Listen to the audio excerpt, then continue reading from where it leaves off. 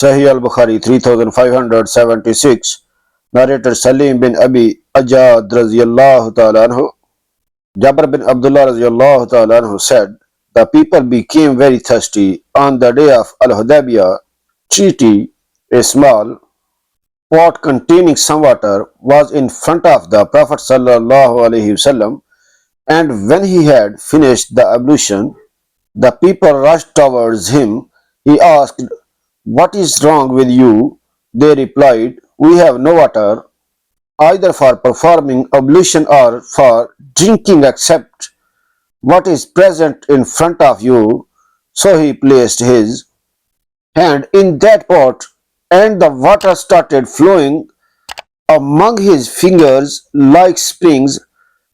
We all drank and performed ablution from it. I asked Jabir radiyallahu ta'ala anhu, how many were you? He replied, even if we had been 100,000, it would have been sufficient for us, but we were 1500.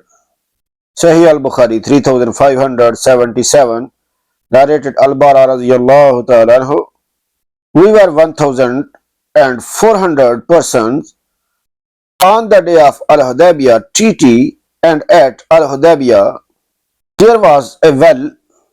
We drew out its water, not leaving even a single drop. The Prophet sallallaho, alaihi wasallam sat at the edge of the well and asked for some water, with which he rinsed his mouth, and then he threw it out into the well. We stayed for a short while and then drew water from the well and quenched our thirst, and even our driving animals drank water to their satisfaction. Like and subscribe my channel for more hadith videos.